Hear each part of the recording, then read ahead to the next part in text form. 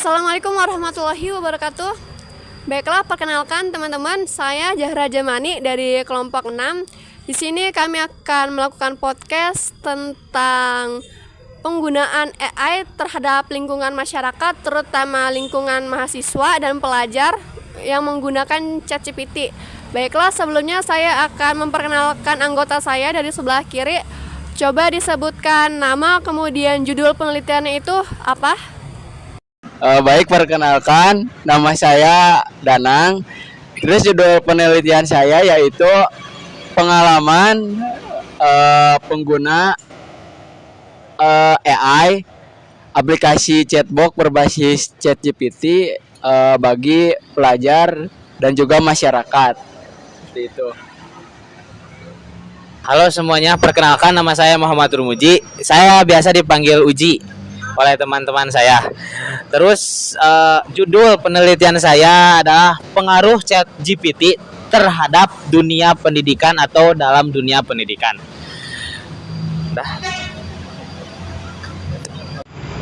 Oke, halo semuanya. Perkenalkan, nama saya Saif Abdul Aziz. Di sini paper penelitian saya berjudul mengevaluasi dampak penggunaan ChatGPT menggunakan model Trust in AI. Halo semuanya, perkenalkan nama saya Dimas Rizky.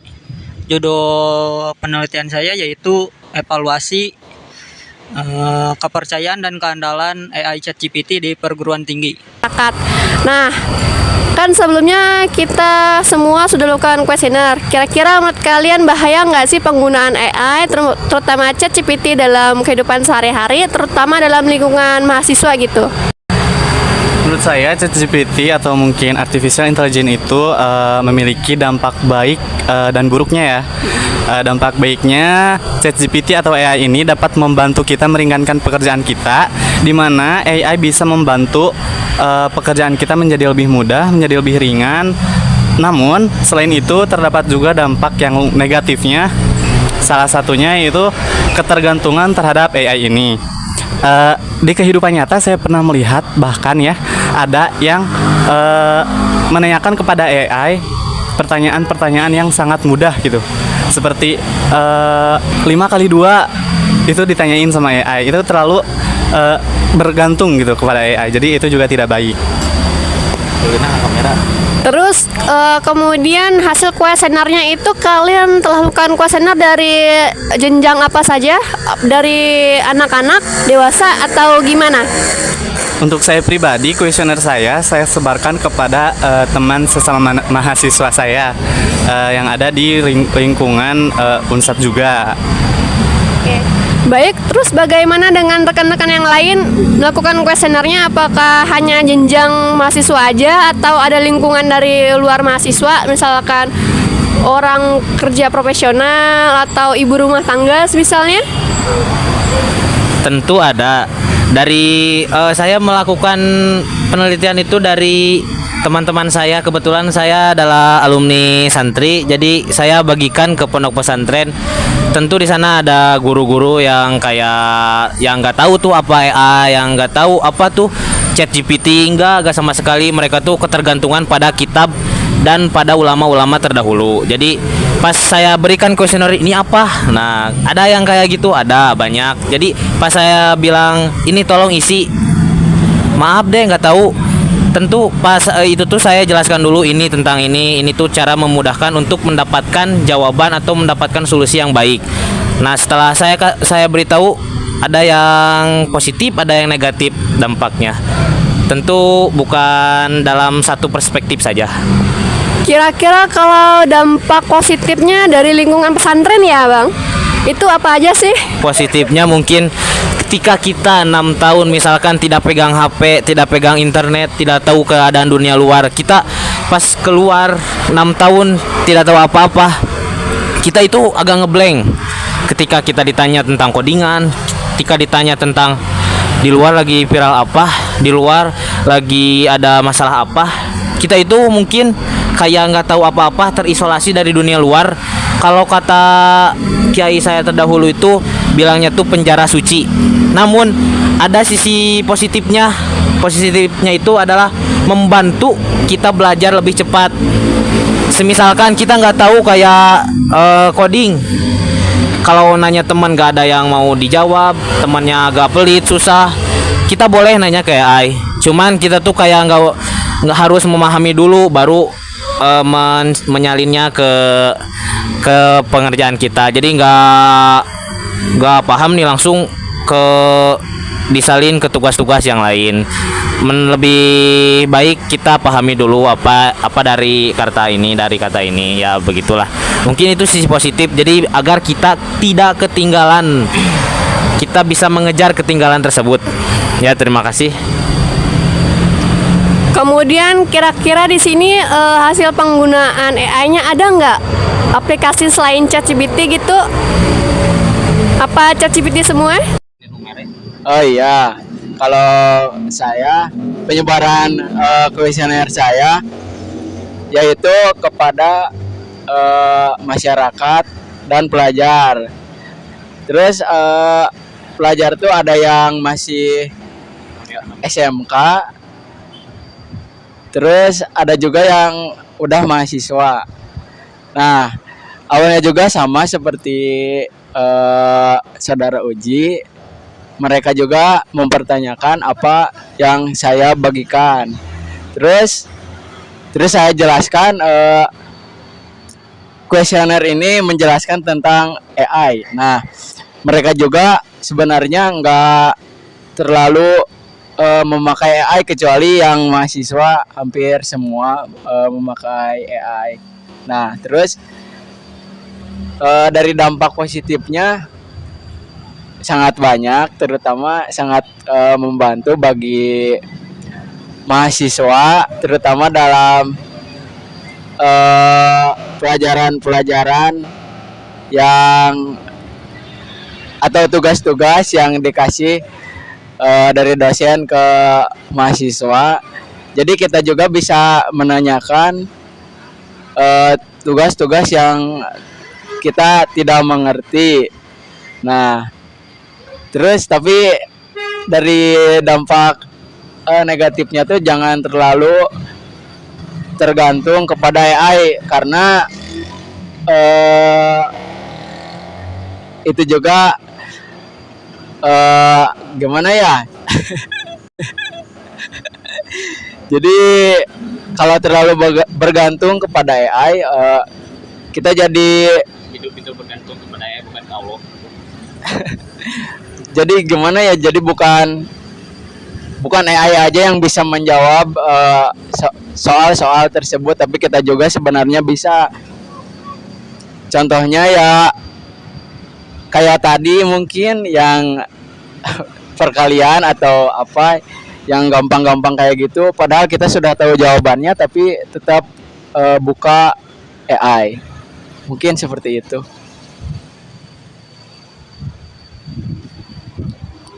Kalau saya itu penyebaran kuesionernya kebanyakan kepada mahasiswa dan pelajar ya. AI ini biasanya digunakan untuk membantu dalam mengerjakan tugas-tugas. Dampak positif AI ini bagi mahasiswa atau pelajar yaitu dapat membantu mahasiswa untuk memahami pelajaran yang diberikan oleh guru atau dosen. Nah, dan dapat meringankan tugas-tugasnya juga. Selain dampak positif tadi, AI ini terdapat juga dampak buruknya, yaitu dapat mengurangi kemampuan berpikir kritis mahasiswa, karena beberapa mahasiswa hanya melihat hasil akhir yang diberikan oleh AI dan tidak tahu jadi solusinya yaitu kita harus menggunakan AI dengan bijak dan jangan terlalu tergantung kepada AI, karena kemampuan berpikir kita juga perlu diasah ya supaya tidak menumpul. Tadi sebelumnya saudara Dimas itu mengatakan bahwa kita itu harus bijak dalam memilih atau menggunakan ChatGPT. Nah, kira-kira saudara Dimas tahu nggak ya bagaimana proses AI itu dalam memberikan jawaban kepada penanya? Ya, data yang diperoleh ChatGPT itu kebanyakan berasal dari internet ya, dan juga percakapan kita juga dengan ChatGPT itu dijadikan data oleh ChatGPT untuk membantu nanti menjawab pertanyaan-pertanyaan yang akan diberikan oleh kita. Dan nanti data itu akan diproses oleh ChatGPT agar ChatGPT dapat berkembang lebih baik lagi. Nah, jadi proses ChatGPT dalam memberikan jawaban kepada penanya itu melalui pertanyaan-pertanyaan yang kita sampaikan, kemudian dari sumber-sumber internet ya. Lalu bagaimana dengan penghapusan data? Apakah itu bisa dilakukan oleh ChatGPT? Kayak kita memberikan informasi kepada ChatGPT, terus apakah informasi data diri kita itu bisa dihapus oleh ChatGPT atau tidak? Bos gening. Tapi di AI nama acan, jadi boga nyimpen 2 histori gitulah kaos gitu. Oh, berarti kalau di story kita tuh terdeteksinya tuh udah dihapus ya, tapi kita nggak tahu apakah pemiliknya itu beneran udah menghapus data-data kita yang minta hapus atau enggak gitu ya. Seperti itu? Iya, kayak gitu, kurang lebih kayak gitu. Saya mempertanyakan, siapakah sih yang membuat AI ini? Apakah manusia? Manusia tentu, cuman data yang kita simpan itu apakah terjadi tidak kestabilan, misalkan kayak kita sudah menyuruh menghapus data tersebut di dalam ChatGPT. Kan ChatGPT itu menurut apa yang kita perintahkan, komando. ChatGPT tolong hapus data yang telah saya berikan tentang ini. Mungkin ChatGPT itu akan meriset ulang ketika kita tanya. Kita pernah menyuruh ChatGPT, nama istri saya ini. Ketika tolong hapus data tersebut, terus pas saya tanya siapakah istri saya, mohon maaf data tersebut tidak ada. Kan seperti itu. Tapi kita tidak tahu siapakah yang memegang akses penuh terhadap ChatGPT ini. Jadi saya mungkin agak berhati-hati terhadap penggunaan AI ini. Itu adalah dampak negatif lah menurut saya. Jadi saya itu lebih percaya ke profesor kalau ingin meneliti, kalau ingin mencari sumber-sumber itu lebih baik ke yang ahlinya, bukan ChatGPT. ChatGPT itu kayak Alrol di sini tuh ya. Alrol tuh segala masuk dapat ditanyakan apa saja. Kepintaran buatan itu cuma kepintaran buatan saja, tidak kepintaran hakiki yang diberikan oleh Allah Subhanahu wa taala. Ya, terima kasih. Mohon Saudara Dimas agak ditambahkan sedikit. Oke, saya setuju dengan Saudara Uji ya. Ya, mungkin kita jangan terlalu memberikan data-data yang sensitif kepada AI supaya data-data kita ini tetap aman. Nah, mungkin cukup sekian dari saya. Baik, kemudian kita kan sudah melakukan penelitian menggunakan kuesioner tentang kepercayaan masyarakat terhadap penggunaan AI. Nah, bagaimana sih respon masyarakat dalam si AI itu memberikan jawaban? Apakah masyarakat langsung percaya begitu saja dengan jawaban yang diberikan, ataukah masyarakat melakukan penelitian ulang terhadap jawaban yang diberikan AI tersebut? Kalau menurut penelitian saya, kebanyakan masyarakat itu percaya langsung kepada AI ya, tanpa melakukan penelitian ulang. Tapi di sini terdapat juga beberapa yang masih belum percaya. Jadi masih ragu akan jawaban AI tersebut. Jadi mereka melakukan searching ulang ke berbagai media seperti internet atau buku atau apapun itu, mungkin menanyakan ke guru dan yang lainnya. Jadi kesimpulannya masyarakat itu cukup percaya, tapi masih banyak yang kurang percaya gitu.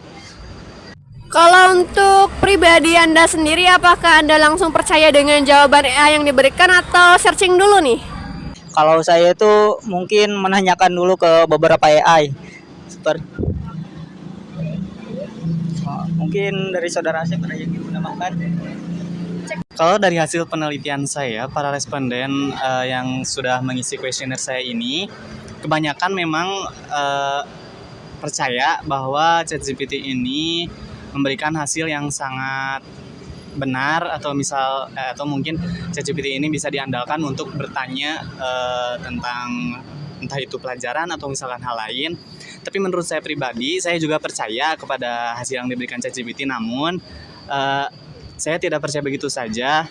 Seperti yang tadi Dimas katakan, setelah saya mencari jawaban dari ChatGPT, saya akan cross check kepada sumber lain, atau mungkin misalkan saya bertanya ulang kepada dosen atau mungkin guru atau mungkin sumber-sumber terpercaya lainnya. Jadi setelah cross check, kalau misalkan hasilnya sama, saya akan percaya kepada hasil yang diberikan oleh ChatGPT. Namun apabila berbeda, saya akan mencari jawaban lain yang menurut saya bisa dipercaya dari sumber lain. Begitu. Baik, begitulah paparan dari kami. Jadi setelah melakukan penelitian kuesioner banyak di kalangan mahasiswa, pelajar, ada juga yang dari pondok pesantren. Hasil kesimpulannya ChatGPT itu sangat membantu dalam kehidupan sehari-hari, terutama mempermudah mencari jawaban, mencari informasi terkini. Kemudian dampak negatifnya itu kayak kita itu terlalu bergantung dengan ChatGPT dan sebagainya. Masalah keamanan itu sampai sejauh ini mayoritas jawabannya cukup aman ya. Baik, 50-50 ya. Ada yang langsung percaya dan ada yang tidak langsung percaya. Nah, sebaiknya kita lebih bijak lagi dalam penggunaan AI. Jadi kita itu jangan terlalu mengeksploit data diri pribadi kepada AI. Apalagi jangan asal menekan web yang asal muasalnya tidak jelas. Baik, sekiranya itu saja yang disampaikan. Saya akhiri. Wassalamualaikum warahmatullahi wabarakatuh. Bye-bye.